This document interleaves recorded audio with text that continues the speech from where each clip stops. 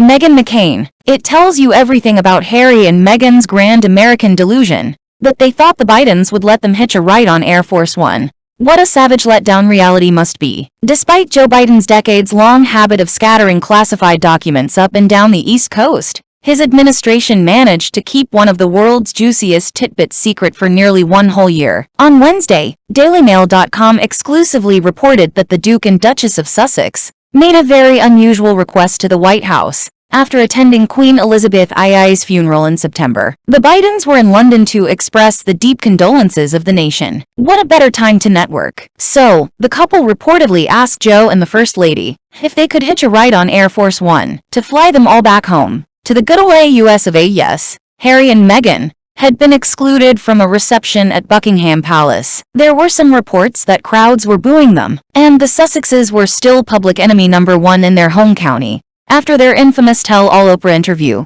during which they accused the royal family of all manner of horrible behavior, from racist microaggressions to neglecting a near-suicidal pregnant Meghan. But onward and upward. Who were they kidding? Even the incompetent Biden White House was smart enough to dodge this terrible, awful, very bad idea. Sources told the DailyMail.com that the wayward royals received an immediate no. It was a non-starter. If the president's staff had put the commander-in-chief in that position, then they would have deserved to be fired on the spot. The president has bigger things to worry about, like America's relationship with its closest ally. It would have caused such a commotion, a source told DailyMail.com. It would have strained relations with the palace and the new king. Indeed, it would have. Just 3 months later, Netflix streamed their boring propaganda piece, disguised as a documentary, Harry and Meghan. The 6-part series portrayed the royal family as collaborators in a racist and archaic system. A month later, Harry went after nearly every member of his family again when his memoir Spare hit the bookshelves. No wonder the White House steered clear. And the fact that the Sussexes, for all their high-paid,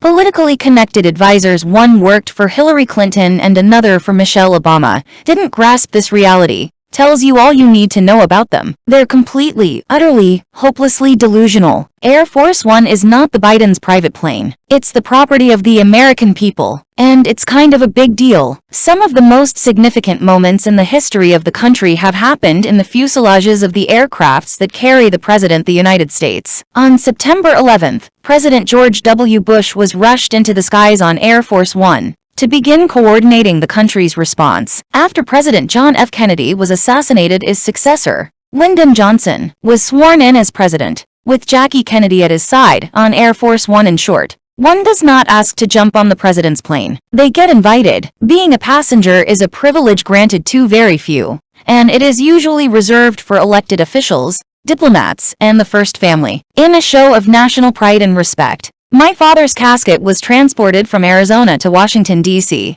by a U.S. government plane to lay in state in the U.S. Capitol. And even then, President Trump sent Air Force Two. But by all means, Harry and Meghan, here's your presidential peanuts. Enjoy your flight. Did they really think the White House would be so stupid? As the Oprah interview made clear, these two had no qualms about dishing the dirt on private conversations when it accrued to their benefit. And Meghan's nascent political aspirations are no big secret. Wouldn't an intimate 8-hour flight with the most powerful man in the world be a convenient launching pad for her next career move? Wouldn't it have been great to plaster a picture of the Sussexes and the Bidens waving from the plane staircase on a campaign poster? This was nakedly self-serving. And what did they have to offer the Bidens? Absolutely nothing. Doesn't this explain everything? Harry and Meghan seemed to have been convinced that the world owed them. That if only people could see how brilliant, talented, and mistreated they were, adoring crowds would lift them onto their shoulders and parade them through the streets. And you know what? It worked for a while. Spotify and Netflix signed them up for $20 million and $100 million contracts, respectively. Then everyone has caught on. The effing grifters. That's the podcast we should have launched with them, said Bill Simmons,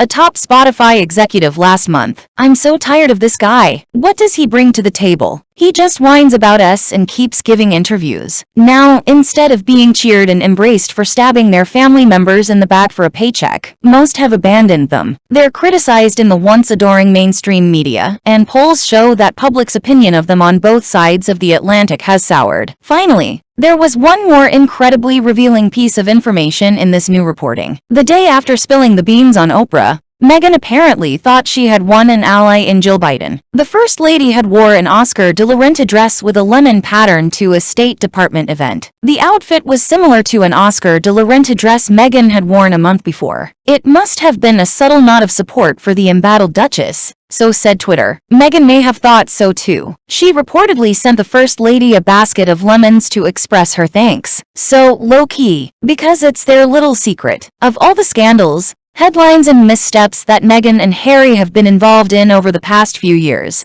this one is my favorite, because it perfectly encapsulates the phenomenon. Their plan to trash their royal family and jet off to America to be rich and famous never made sense, because it was irrational. And rationality apparently was not their strong suit. Reality isn't an obstacle if you don't acknowledge it.